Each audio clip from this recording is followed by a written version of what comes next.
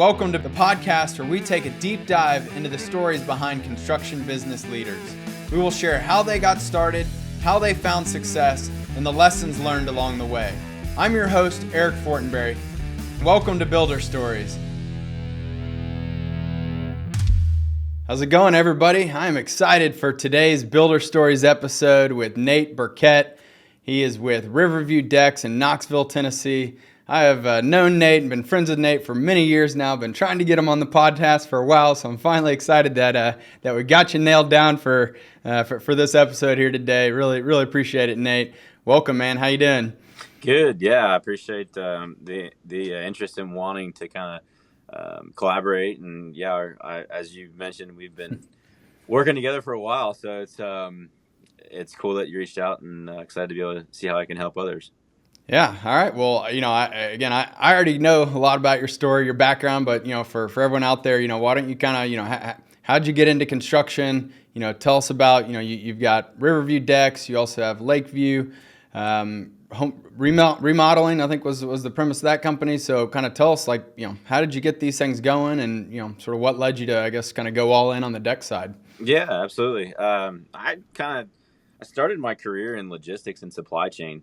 College educated in that, and worked in predominantly the third party logistics industry, where I was a freight broker and became a director, and was working a lot of hours, had teams of people that were selling and traveling a lot, and it was a cool career overall. But as I started to get a little older and was more into staying home and not having to travel so much, I realized that there's a lot that I wanted to be able to accomplish, and so I transitioned into really what I thought was going to be flipping houses. And I started to find a few houses. We were flipping, what we could, or finding what we could to flip.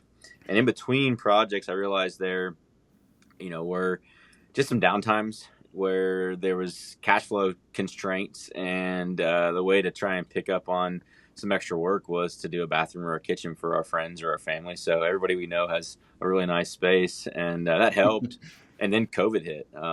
It hit, and we were seeing some pressure from the supply chain industry, where your refrigerators and your Viking stoves were 6 months out. Now they're a year out, and it was just tough to try and stay on top of production schedules. And I was also starting to realize, I didn't want to be the one person to have to handle the entire process. I wanted to be able to develop a team and put a production system in place to be able to scale a little larger.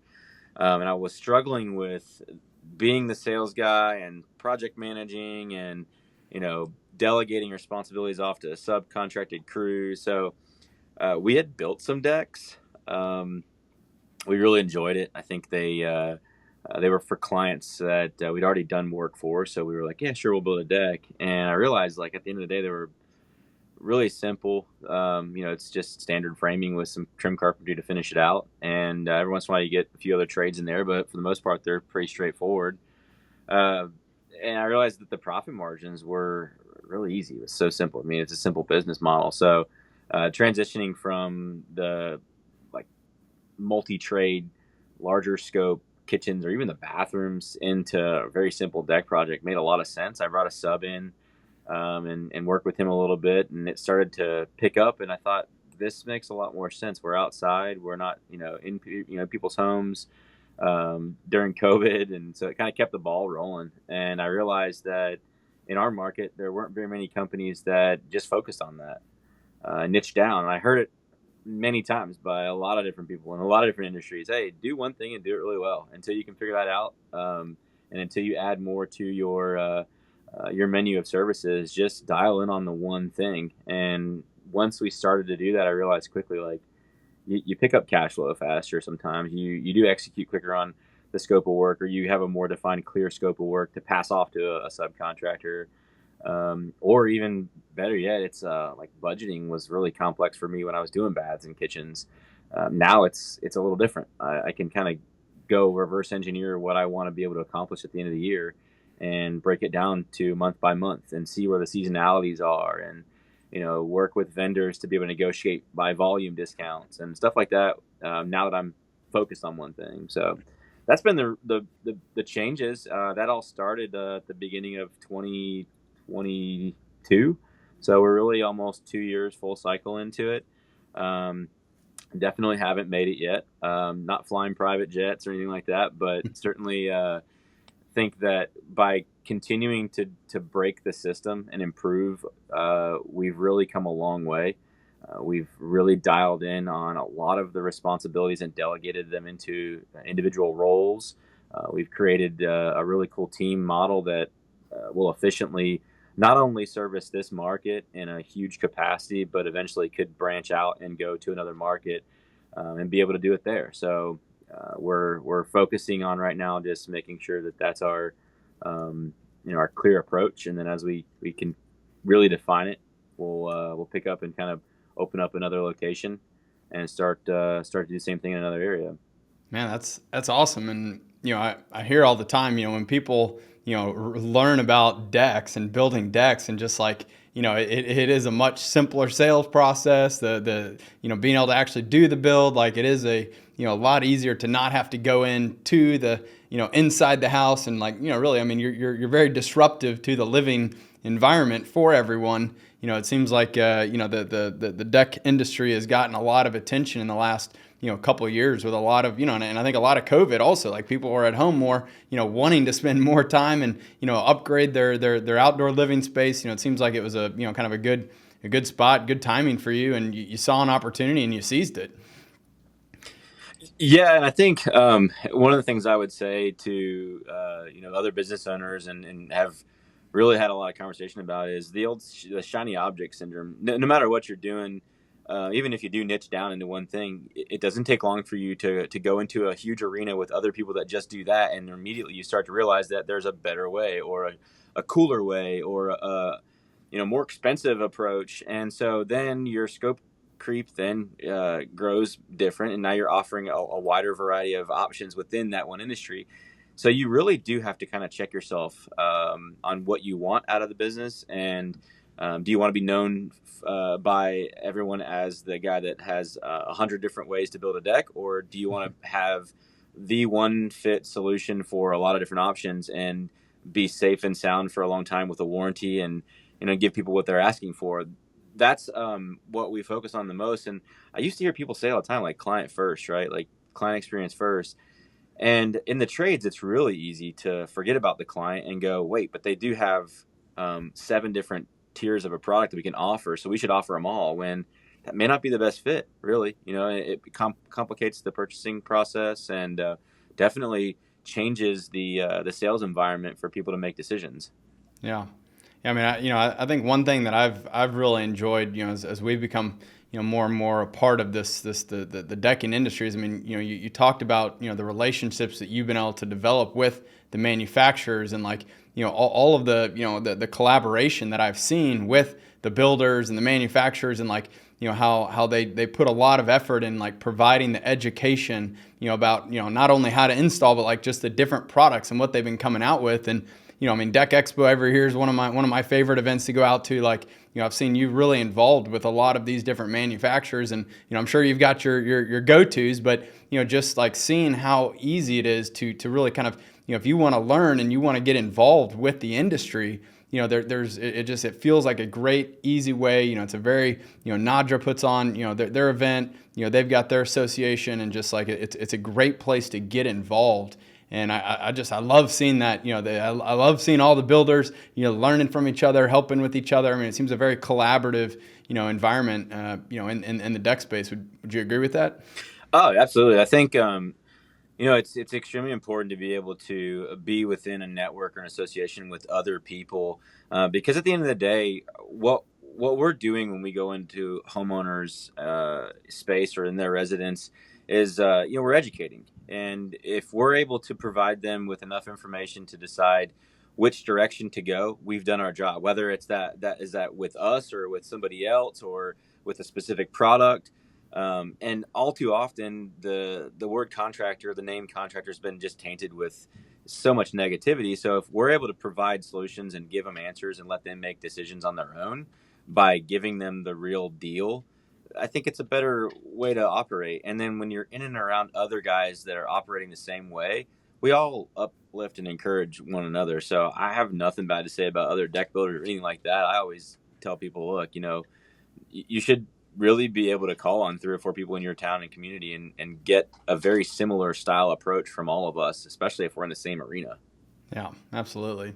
I think the cool thing, just knowing you, like I've seen how involved you are, out in the community. Not just kind of in the decking community, but just like helping other contractors. Part of these different coaching groups, and I know you're now even starting to do some coaching, and like I'd love to hear kind of what you think has been the most like impactful for you as a business owner, and from starting and wearing every hat, from doing sales to project management to managing the back office. Like what do you think has been some of like the most important lessons that you've learned kind of being involved in that larger community of contractors, and what advice would you give to others?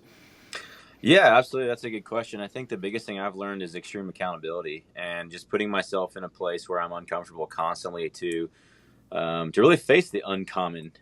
Because if you're just kind of sitting back, coasting on the coattails of what someone else has reinvented or created and hoping it's going to stick in your market or work well, usually you're no different than the next guy. And so you've got to be willing to, get uncomfortable and do things that are unorthodox sometimes, whether that's a new product or a new system, or, putting yourself in an environment that you're not even really sure you're able to communicate in. That's huge. So I think having people that you can put in your court, maybe call them your board of directors and really count on them to hold you accountable, is something that I learned early on, that if I was trying to operate and tell everyone that this was my doing, I'd be crazy, because I've got a great team here, but I've also got great leadership too that I reach out to, including you, that have been great sounding boards over the years to bounce ideas off of, or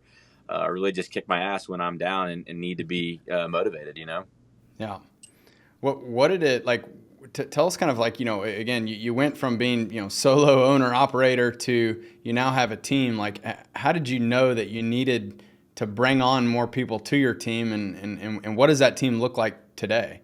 Yeah, I was stressed at first. I remember like the remodeling gig on my own. I literally was towing my own trailer, had every tool you could possibly think of, could practically have built a custom home out of that one trailer. And I never really wanted that. I just knew that was the way for me to do it, because I was kind of anal. I'm still kind of anal, but the overall approach when you're thinking about a business that functions well is to start to bucketize responsibilities and think about the things that that it's going to take or require to stand up a new project, and overall break it down to what those pay rates look like to be able to accomplish that. And as the owner of a business or a CEO of an organization, it's really tough to say I can handle all the $10 an hour jobs and still make profit at the end of the day. And I'm not knocking the guy that's got to do those $10 an hour jobs. He's still a team player, but you got to be willing to develop a lot of that in those roles and responsibilities, pass those off, and be comfortable saying, these are the responsibilities I'm going to hold you accountable to, take care of them, and everybody will be safe and sound. And I think when I did that the first few times, I started realizing that I had the wrong system, or maybe you had the wrong people, or you don't really think about what specifically you're going to coach them up to be. You just need somebody, right? So I think as you start to develop and as you start to face those processes and break those systems, you evolve, and it doesn't happen overnight. I was kind of laughing one day when I heard someone say that you'll go through multiple accountants or bookkeepers, and you'll go through multiple marketing strategies, and that's the truth. You will spend money learning what makes the most sense for you as an individual, or your team, or even your demographic, or your clientele, or your marketplace. Yeah, I couldn't agree more. And I often see people make the mistake of like just like they're feeling so overwhelmed and stressed that they just want to hire the first person that will show up at the door, whether it's their spouse or a family member, or someone who's been working with them for a while. Like I think the biggest mistake people can make is like putting the wrong people, potentially in the wrong seats as well. Like you got to make sure that you take that time to understand what are the responsibilities, what are the roles that I need to fill, and then make sure that you find the right person that matches up with that role. And I think too, though, like, what you said earlier about like, just like, really understanding like as the owner, as the operator, as the entrepreneur, like you can't do everything. And if you think that you can do everything and you can do it great, like you're just fooling yourself. Like it's important to understand like what you can do, and then what do you need to, find somebody else to do, either hire them on your team or find a partner. I'm curious if you can talk to us a little bit about like, how did you decide what things, to outsource, to find, a partner who could come in, like, your marketing, your bookkeeping are two things that you've mentioned so far. I mean, like, how did you know that like those weren't things that you wanted to take on and do yourself? Yeah, I mean, I think you really have to be willing to face uh, some of those things and say, is this something I know enough about, or can I educate myself enough about it to be able to be an expert to handle it day in and day out without question? And for me, most of the stuff that I immediately learned that needed to be delegated off was correlated to dollars being moved and accounts being safe and just stabilizing some of the financial aspect of the business, because I focused on selling. I focused on getting in front of my client. The secondary piece of that was, how do I go out and visit my clients and continue to be the professional business in the marketplace if I am in front of my client and can't answer the phone? So I needed someone to physically answer my phones for me, and able to answer questions, take messages, and maybe even direct them in the right area to get their answers. So those were really simple. Now it really is still sort of an ebb and flow, where we start to see some gaps in things that are going on in production, or maybe some gaps that are going on in the way that we operate in our sales process, where we say, wait, this makes sense for us to find someone who does it well, and not try and reinvent the wheel, and put them in a position to help us out. And so that's part of it. And really back to thinking about the who. You can always find somebody to do certain things for you, right? What's the old saying? It's not how, but it's who, right? If you really think about that, and then you are willing to determine what your like core values, your mission statement consists of, and you really like operate off of that. And I say operate, I mean, if you don't live up to core values in our environment here, well, that's how we hire and fire. So those are your guidelines, and as long as you're meeting those requirements, you got a safe place. But if for some reason you skip on some of those, there's a chance that we're going to have a conversation about redirecting the ship. And beyond that, then now we kind of we even go a step further when we bring in new crews, or we're starting to kind of bring in new positions and stuff. We want people to buy in as an A team player, and the way to do that is you got to find out, do they get it, do they want it, and do they have the capacity to do it? And as long as they meet all three of those, we're usually great. But there's a lot of people out there that really want it, but don't get it, and there's a lot of people that get it but don't want it. So it's tough. Yeah, yeah, that's a great way to think about it. So how did obviously I know that you've sort of gravitated towards the sales side of things. How did you handle like handing off the project management aspects of things? Like, I mean, did you bring on a project manager? Did you just what was it, the subcontractors or trade partners that you just kind of trusted? I mean, how did you kind of make that transition to be able to like focus the majority of your time on sales? Yeah, we've tried a couple of different models, really, and I think the one that we have now, it works really well. We've got great partnerships with our subcontracted crews, because we don't have any in-house labor, and those are relationships that take time to build, and you really have to be willing to lean into one another and cover each other when necessary. And so putting out an expectation as to what that big picture looks like, having a vision for where you're going with the business helps. Being able to sit down with a subcontractor and say, hey, look, here's the deal. We've got a lot of work that you don't have to market and sell. Consider us your your project management, marketing, and sales organization that's going to bring to you teed up, clean projects that you can execute with your team very seamlessly. So it's kind of that's the partnership concept of it. I love that. But and it really does work to a point where I think a lot of them see that as a real partnership and they Yeah. enjoy it. Our homeowners sometimes used to ask a lot of questions around, do you have in-house crews or subs? And, my go-to response is typically I prefer having partnership agreements with multiple crews that ensures us that, one, if there is a down day on a crew, I can shift, I can pivot. I have other people that can do things. I don't rely on in-house people to do certain things like that. Then as far as like the in-house production process, so we really started it with project managers that would physically see the job sites daily and go out and do material takeoffs and get the drafts prepared and pull permits, and then execute on ordering materials and scheduling porta johns and dump trailers. But eventually, it started to mold into a kind of a partnership with the crew that we're hiring. Sometimes they like their own dump trailers. Sometimes they don't think they need a porta john because they're a block away from a bathroom or restaurant or whatever, and it's only going to take a couple days to build it, so we don't want to fuss with having it standing around. We now have an in-house administrative assistant who does a lot of that stuff for us that can speed the process up, so project management isn't having to do too much of it. In addition to that, we lean into the sub crew a lot. We like to look at our sub crew as the owner of that business, as sort of like a mini manager, or call them a superintendent on the job site. We collaborate daily with them to make sure that there aren't concerns, challenges, issues, shortages. And usually at that point, the homeowner's also communicating with the project manager as well. So we do a pretty good handoff during pre-production, and sometimes that person is introduced as well, so it helps. Yeah, I love that approach of thinking about your subcontractors as partners.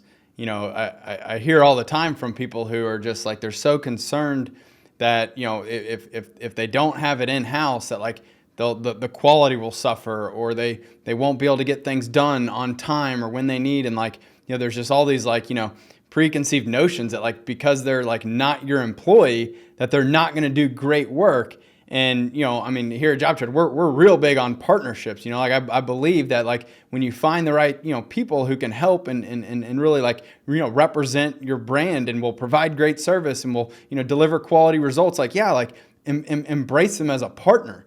And I think that's such a great way to look at it, Nate. Like it really feels like, you're building that high level of trust and respect with each other. And like, they know that you are trusting them to do a great job and to represent your company. They are representing Riverview decks every job that they show up at. And I think that's a really great, great approach and a great way to think about it. I encourage everyone to, to really consider, using, subcontractors and trade partners, because it is a great way to be able to a lot more quickly, scale up when you need more labor and you need, to get more people out to your jobs and to help you deliver. If you have to wait until you hire someone and train them and bring them up to speed, like that takes so much longer. And then if it doesn't work out, like, again, like the amount of time and money that can go into, bringing on an internal employee, is vastly different than being able to just, give a subcontractor a project and see how they do. Yeah, and that's the winning mentality, right? I mean, from my perspective, whether someone comes to me with or without the education and knowledge and is able to grow up and out and wants to go take on this challenge on their own, that's exciting to me. Like, as a business owner, you should want people to want to feel like they could take on the same challenges on their own. Now, obviously, it's up to you to be able to pay them enough to keep them, right? But Yeah.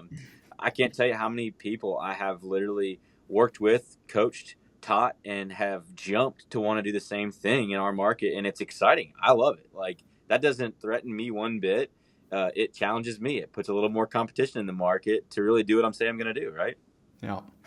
You talked earlier about you've gone through, several different marketing strategies, and I wanted to dig into that for a little bit more, because I know that you really understand marketing. And I feel like a lot of people don't understand the difference between sales and marketing and how marketing like is so important, to the extent that like it's the tip of the spear, for, bringing in new leads into the funnel. And so can you share with us like a little bit about, what strategies have you tried? What do you feel like has been the most effective, most affordable? Like what's worked well for you? Yeah, I mean, really, for someone who doesn't have a ton of money to just create this extremely huge ad spend and go out there and really just take over and dominate in your market, you got to start with your brand. You got to start with what you stand for. You got to start with what your deliverables are going to do for your client that are going to be perceived as value.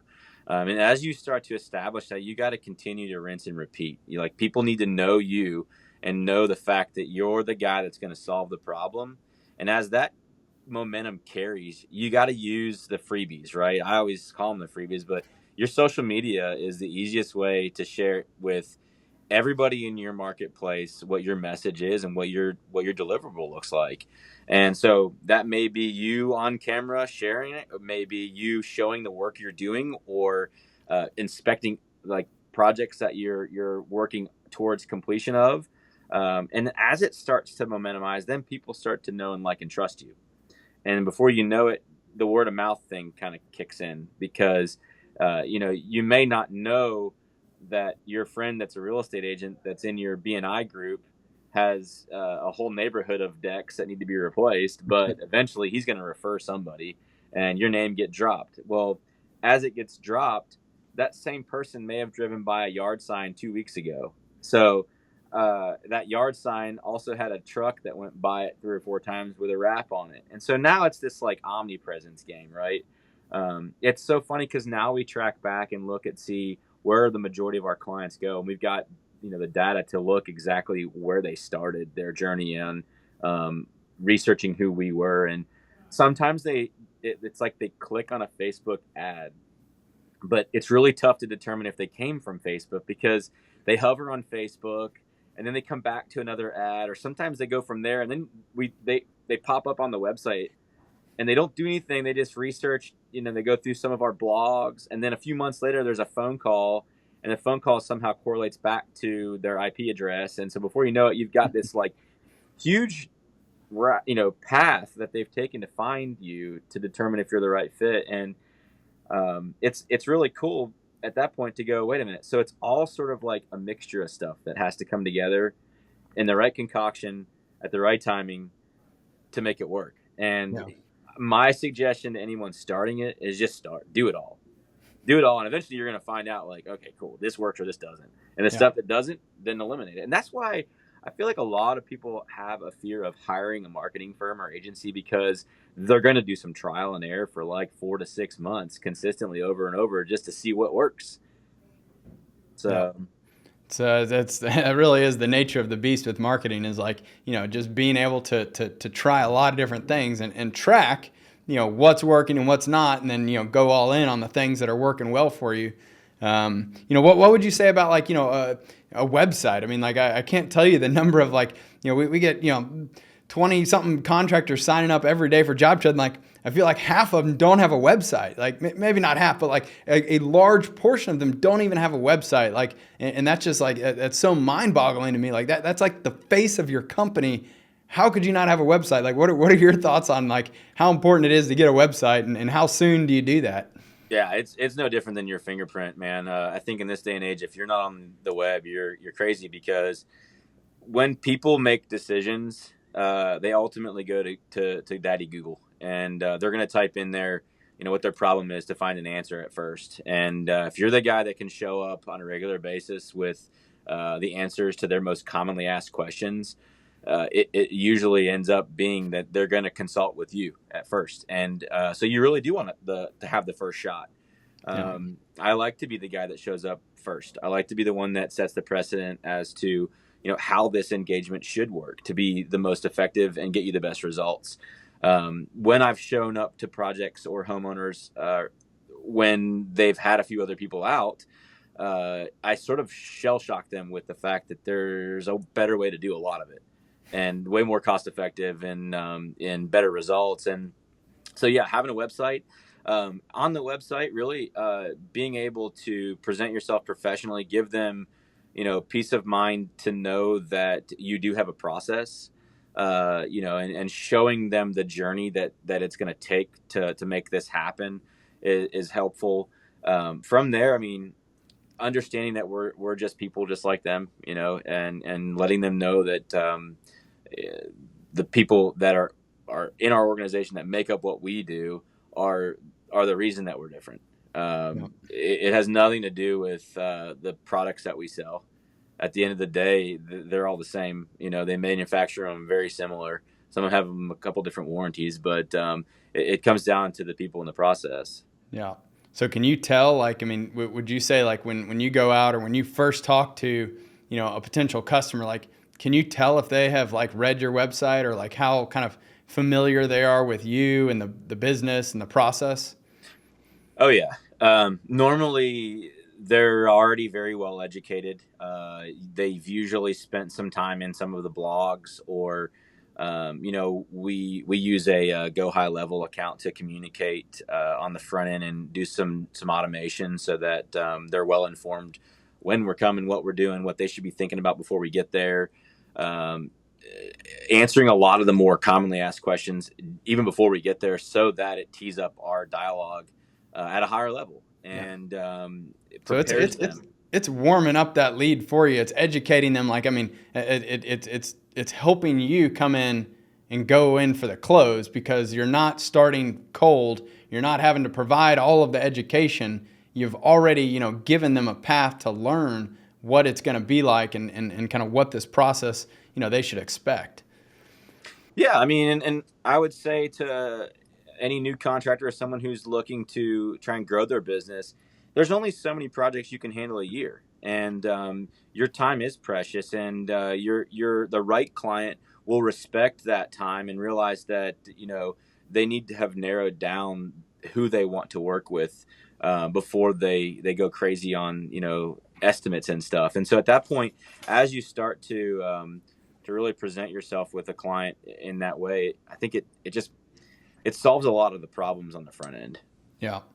So I want to talk a little bit about sales because I know you're very well versed on different sales techniques, strategies, everything from, the one call close to going out, doing the in-person consultation and everything in between. Like, what are your thoughts on these different strategies? When, do you think certain ones work better than others? What have you chosen to do? What's your sales process look like? Yeah, that's a great question. I think when we did remodels, we never one call closed, and it was mostly very consultative. The sales cycles would take 4 to 6 months. The average job sizes were 80 to 100,000. When I kind of started to implement one call close, at that point I realized like I needed to really have a sales estimator or a menu of options already pre-established so that clients could understand that our process is what's getting the result. So now having scaled into a business where we're simplified on what we do, the goal is to always just educate first and foremost. But when we get out there are some projects that people want to do that are a lot on the that fall more on the custom higher end, and those are projects that sometimes they want to see a variety of options available. They want to maybe even ask you to do something a little unorthodox that is outside of the normal production process. That would be more of a design consult. That's where we're going to go, look, we can certainly do that. We'll draw up some sort of an agreement based on whatever we anticipate the top line revenue of this project to be. We'll take some sort of a fee on the front end for that, and we'll work our way through all those options, and that way what you're getting and you're comfortable with all of it before we jump into the production process. So there are no change orders or headaches anticipated at that point. That's what people want. You know, let's face it. Can you make money on change orders?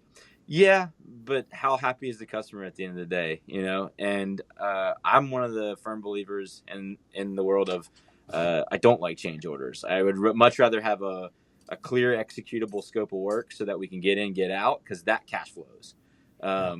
So Beyond that, though, on the projects that are extremely standardized, that aren't very complex, that have very few trades in them, it is simple. And especially with job trade now, I've become really well versed in it recently, to where I've got a ton of formulas and selections that are allowing us to essentially give a client a menu of options while we're there, and select those on site within a matter of a few minutes to determine what our full scope of work looks like based off of the parameters that are input.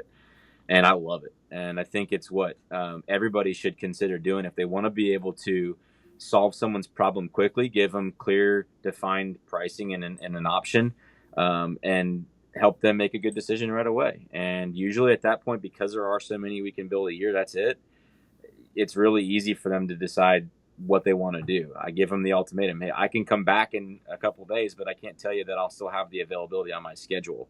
I'm going to meet with 3 or 4 clients every day, and at this point, it might change when we can help you. Sure.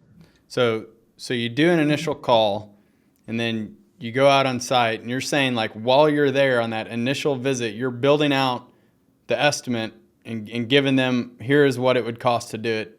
Do you want to move forward today? Yeah. Yes, you got to pop the question. And I think what a lot of contractors don't do is provide an offer. And just because you provided a solution, that doesn't mean you're asking for the sale. You really have to make an offer to them. And that offer sometimes doesn't just mean, here's the price. Sometimes it means, look, I'm going to do this, this, and this. And quite frankly, if it makes sense, why don't we go ahead and take care of this for you too, even though I don't have it in here? And that's an offer. Whether you're charging them or not charging them, it's an offer. And there's a lot of psychology in the sale that I think a lot of people miss out on. And when people know, like, and trust one another, they're more willing to engage on a partnership. And if you break things down and you don't have that in your court, or maybe they don't see you as the person of authority in this particular scenario, sometimes they won't buy. If for some reason that whatever you're telling them, they can't social proof and look up on the internet and determine if you're accurate, they may not buy. So we really believe on the psychology, a lot of that too, because when we leave, you can almost walk through some of the few checkpoints you'd need to check off, and say, here's why they didn't buy. It's either, and it's usually not money, it's not timing, it's something that you missed in the process with helping them solve their problem, making them feel important, and really giving them value. Man, I love how you put it. It's, people buy from people they know, like, and trust, and you're so right. Like, so many people fail to ask for the sale, and I would say the same thing, like when we're hiring, when we're interviewing people, like, so many people come and they don't ask for the job. And that's like the biggest turnoff. It's like you everything was great, but then you didn't ask for the job. Like, that is so important. Like that. It's like, if you don't take the shot, you're never gonna make it. I listened to a podcast a long time ago, and that was how I got my job in corporate America.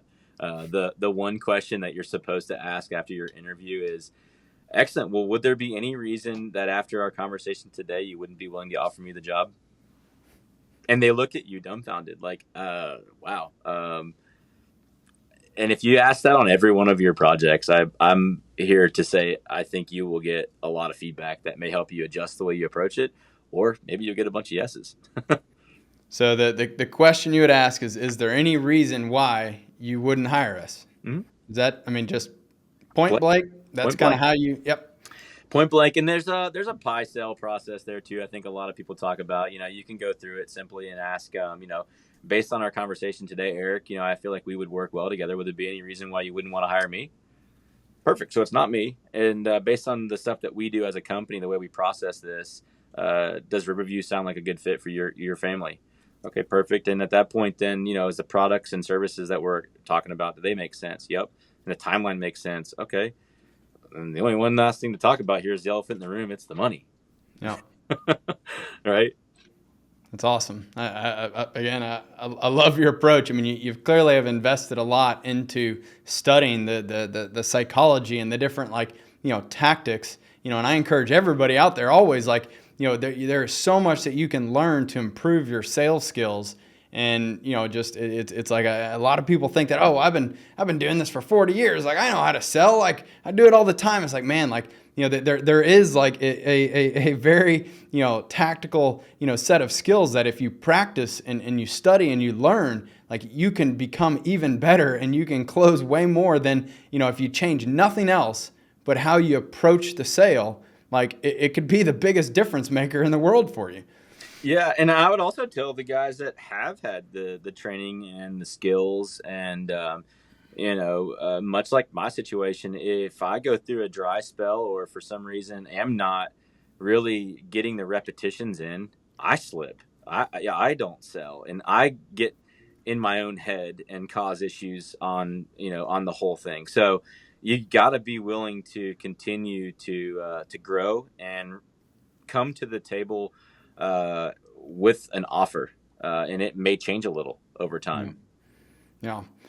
Something that you brought up earlier, Nate, you're talking about, being able to forecast, what does the year look like for you, setting that annual goal. It sounds like, you are, have built a budget. You take your annual goal, you break it down into monthly goals. You're taking into account cyclicality and, kind of how seasons will affect, sales. Like, can you tell us more about that? Because I feel like a lot of contractors don't understand the importance of building an annual budget, setting, sales targets for yourself, setting gross profit, targets, kind of understanding, like, what is this business going to cost to operate, to keep the lights on? And then, hey, I also want to make some money. Like, building a budget is so important. And like, I try all the time to like encourage people, like, you don't need to have an MBA and you don't need to be a finance or an accounting guru, but like, you do need to start somewhere. And, you need to take the time to understand why you need to do it, and then just make some assumptions and start building a budget and compare, your actuals to what what you had forecasted. And, you can continually refine, but like, how did you learn that? And, how would you say that being, kind of having that financial budget and setting those goals, how has that helped you to grow, Riverview Decks? That's so funny you say it, because right now we're in the process of actually creating that to where it's accountable within a multitude of the roles and responsibilities in the business. For so long, it's been in here, and it's been me and me only that knew those figures and understood, the manipulation of them, and establishing the targets. I'll say this though: when you will take the time to sit down before the year starts, so like towards the middle to last half of fourth quarter, plan yourself an offsite uh, executive leadership meeting, whether it's you and all your people or you and yourself and I, right? And focus on what you think you're going to want to be able to accomplish in the following year. And if you're starting from scratch, the best way to do it is to determine how much money you want to make. That's as simple as it is. Like, how much money do I want to leave this whole thing at the end of the day with in my pocket, to be able to, one, solve these problems, and then feel good about it. And so for me, at first it was a vision I had for myself, and then as I started bringing in teammates, I realized, like, now I've got to incorporate all these other visions for other people. And then now it's like, now I have multiple people that have an opinion, and I value that. So I want to be able to continue to structure around that, and as we scale, have opportunity for them. Everybody wants to work for a company that has upward mobility. Nobody wants to work somewhere where once they get the role in the position that's at the top, that's as good as it's ever going to get, right? Yep. So it's just as important to have these goals and financial budgeted analysis meetings to plan accordingly, so that you are able to afford having people to begin with. Because if you don't, you won't. And if you're not charging enough now to have an additional staff member on your team, well, you got to start sometime. So you might as well start now. And if you're not paying yourself commission on the sales that you're making happen, and you're only collecting a salary, or you're just taking draws from your business, start paying a commission now, because you're going to need to hire a sales guy eventually, and put them in the role to be able to do that for you. Yeah. I mean, having that budget is so helpful to know when you should be looking to hire people. It's like, when can we afford it? Or what do I need to do from a top line to be able to afford this hire that I want to bring in, and how is that going to affect future months? Like it gives you that tool to kind of model out what will the business look like if I bring on this person, or if I, if I take this hit in sales, or if I don't, get this many leads in. Like there's so many different, facets, but like you when you have this model, you can just start pulling the different levers to understand the impact that it'll have on everything else. And again, I tell people, I mean, there's no magic answer here. Like you're going to get it all wrong, but like you're going to learn so much by going through that process, that every year you're going to get better and better and better at it. And the funny thing is, like, if you want to hit a goal, like you got to know what that goal is. And more often than not, when you set a goal, you hit the goal. Like it's all about focusing on it. And if you don't hit the goal, then you say, well, why didn't I? You understand where you made, a bad assumption, or where you didn't execute right, or what you need to do differently next year to make sure you hit the goal. And so, yeah, I mean, I think it's such a great skill that so many people just, they don't, again, they're a lot of times, again, we got a lot of great contractors, awesome at their trade and, good with the tools, but they just don't realize that, like, I mean, you don't have to be this like financial guru to create a model. Like, make a simple one and just start working over time, build it and improve it. And, it's just going to help you build a much more successful, scalable business. And yeah, I highly recommend it to people. I think too, when you do that, when you actually think about what it is that you want monetarily at the end of the year, and what you feel like you'll need to be able to, one, support your family and then grow from there, then you can start going through that organizational chart to identify the people that you're going to need, and the teammates that are going to help make this happen. And as you do that, then you can start establishing roles and responsibilities and start delegating things off. And it is sort of like the initial process. The budget starts a lot of that. And to your point, yeah, year one, my whiteboard in my office at my house was, there were a few pieces of equipment on there. There were some trucks, some Bobcats, there were trailers. There was a few processes I wanted to be able to develop and establish. I knew I was going to be attending like 8 or 10 major events that year. So the calendar was just printed off, and I went ahead and booked it all out. And I put on that calendar and on that whiteboard the things that I knew I wanted to be able to accomplish by certain milestones. And if all of them didn't happen at least 2 to 3 months before they were supposed to, it was because, one, we got them way earlier, or we determined it wasn't a necessary purchase, and it just became a desire or a want to be flashy. Yeah. So I'm curious, again, you've gone way past the startup mode. You built, you've got a multi-million-dollar business rolling here. Like, what are some of the challenges that you face, when you've kind of reached this new scale of having your business? Like, what are your day-to-day challenges that that were different, that now that you're kind of out of that early startup mode, you're now much more seasoned business. What does it look like? Yeah, I would say, at first, as you start to grow into a business where you may not be physically in the entire process of everything, you've essentially worked your way into the CEO of your business. You're going to start to feel like you're disconnected from a lot of the day to day, and you're going to have a lot of questions, and you're going to have a lot of fears of, like, is this getting done or is it not? And that really comes down to, well, really, I think it comes down to not having good reporting, not having a way to be able to see how things are progressing. And if you can take the time to establish some sort of way to see how things look financially, or see how things appear in production, or see where collections are, or see, what the accounts receivable aging reports or payable aging reports look like, you're going to be a better decision maker. And so you can't really change what's not measured. And so getting yourself adapt to evaluating a P&L, and learning more about your balance sheet. And if you don't know, hire somebody and have them coach you up on how to handle that, and dig deeper into some of the gaps that are there. And one of the things that we're right now pushing through heavily is trying to catch this cash flow tail.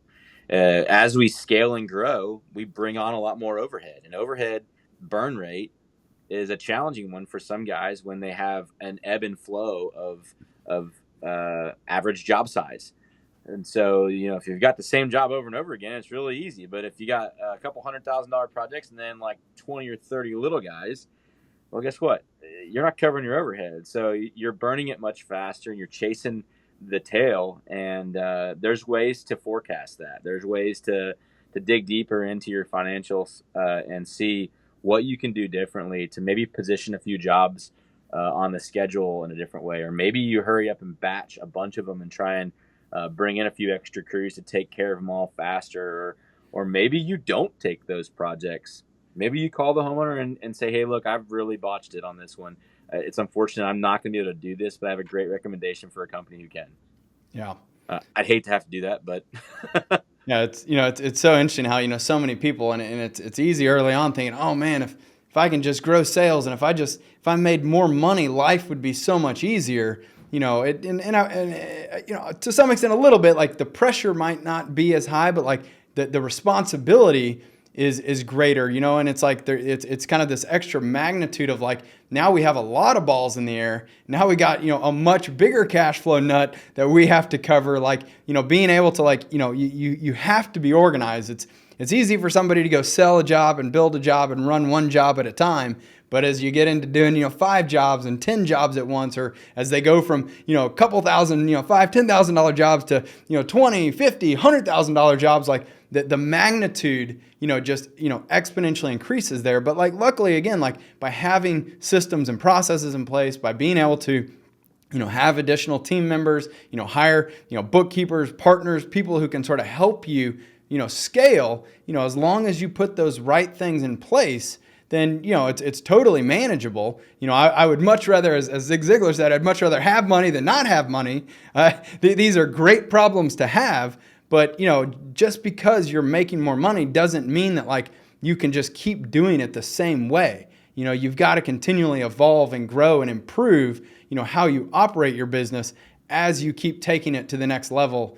And again, I've been watching you, build your businesses. I think you've done a phenomenal job at that, Nate. And, it's been really exciting. I mean, I think back about, years ago, like just seeing you and you used to, pop on Facebook Lives and you're doing all these videos like, hey, I just got my truck wrapped. Check it out. Like walking around. I think it was like in the dark. I don't know why I remember this video so vividly, but like, it was just like seeing you grow.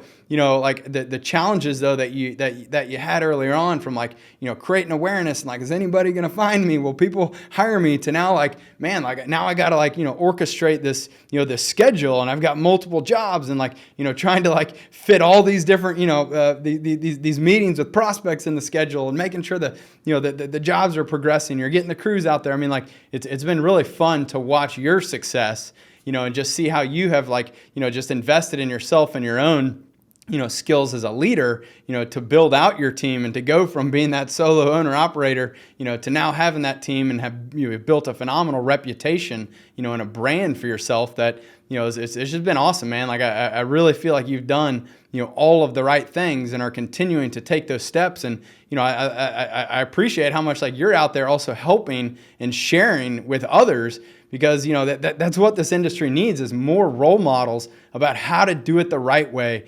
There's so many contractors that like, they struggle, and they give the rest of the industry a bad rap when they can't manage their cash, and they take a deposit or they take money from the client, and then they never show up again. And it's like, it's just it really sucks to hear those stories. But like there is a better way, and when people, like you are out there helping others and being that role model and showing them like, this is how you do it the right way, I think it's helping, elevate the industry as a whole. And so I just, I thank you. I appreciate everything that you've done to give back, because it's not easy to work a full day, run your whole company, do everything, deal with all of your clients, but then to get on, on your social groups and in your networks and help others.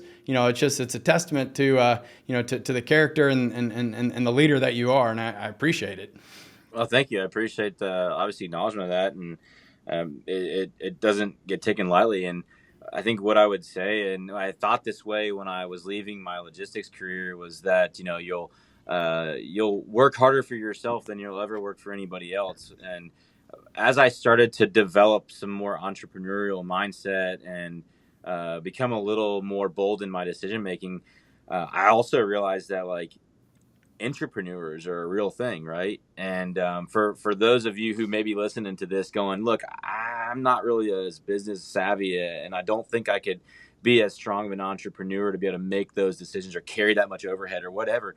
Well, I'm going to tell you, you may still be an entrepreneur, and there is a role in a lot of different organizations where they need that person.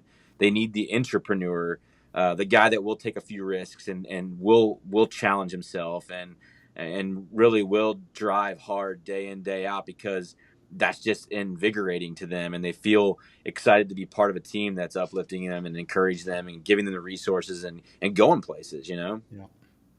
Yeah, totally. It's a great point. I'm curious. Like, what's the what's the grander vision here for you, for Riverview Decks? Like, where do you want to see the business, and in 5 years, 10 years?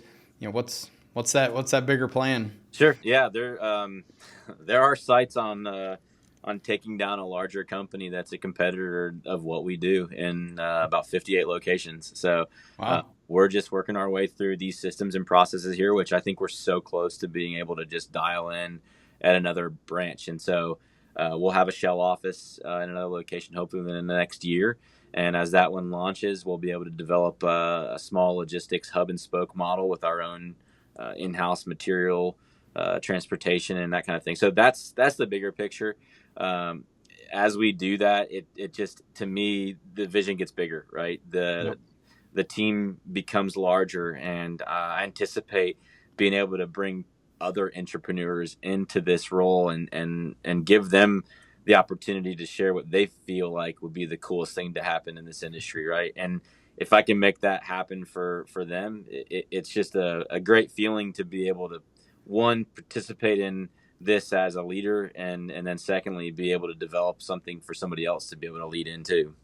Yeah, I love that, man. Like, just being able to take what you've done, and to some extent, like, you're replicating yourself and the success that you've had in your market, but taking that to another market. But like, the cool thing is that, like, you're not having to go and do it all yourself, though. Like, you're now finding somebody else who you can coach and train and mentor and lead and motivate to go and do what you've been able to do. But you're able to give them the same brand. You're able to help them with all the kind of a lot of the back office, the some of the marketing, the strategy, the models, you get the bulk volume, the buying. I mean, that's an awesome vision. I can't wait to see that happen. I mean, I would love if you would come down here to Dallas, Texas, because I could certainly use a new deck, and I would sign up to be a customer for sure. But I'm sure you got your sights on some maybe a little bit closer cities to you, but won't make you reveal unless you want to what market you're looking at. But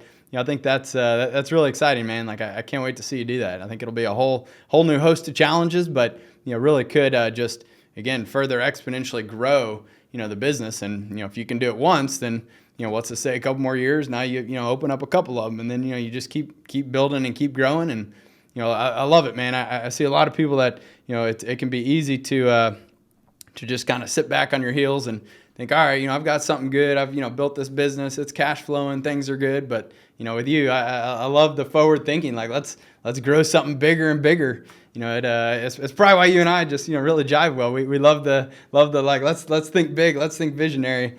So it'll be awesome to watch that, man. Yeah, no, that's definitely in the near future. So yeah, I'm excited to be able to do it. Awesome. Well, look, hey, I appreciate you coming on, sharing this. I feel like you've dropped a lot of, gold nuggets here that, we'll have to go kind of pick up and put in the show notes. And, can't wait to share this out with others, though, because, again, I genuinely believe you're doing it right. You're doing a great job. I think other people, need to take note of how you've done this. I can't wait for them to be able to, to meet you in person, Job Tread Connect or Deck Expo, kind of, I know that you're always out there in the community. Anyone that has the opportunity, I highly recommend you walk up and you shake this man's hand, and, to the extent that he'll let you pick your brain, it's a great opportunity to keep learning from you. And, it's been an exciting journey for me to see all of your success. And, I'm honored to just be your software partner here, along for the ride, getting to see you do all the hard work and make all the money. But, it's really cool to see you continue to succeed, and I wish you all the best, man. Yeah, thanks, man. I don't think it goes without saying. We appreciate Job Tread and all that you guys do, and the effort that you take in, making an awesome platform for us to function in an extreme streamlined way. And we definitely like the fact that you guys are constantly making and breaking the system. So definitely, we appreciate that partnership, and can't wait to see as things grow for you guys what it can do to develop a strong relationship with us. Awesome. Yep. Well, again, we'll stay close connected, and we actually got some new features coming out tomorrow, so excited to see how you adopt those. But yeah, man, it's great talking to you. Thanks again, Nate, for coming on. Yeah, absolutely. Thanks, Eric. Appreciate you, man. Thanks for joining us for this episode of Builder Stories. We hope you enjoyed the conversation and gained valuable insights that can help you in your journey along the way. Don't forget to subscribe to the show and leave us a review. And as always, if you or someone you know has a story to share, please contact us at builderstories.com. We'd love to hear from you. I'm Eric Fortenberry, and remember, every builder has a unique story. Keep building yours.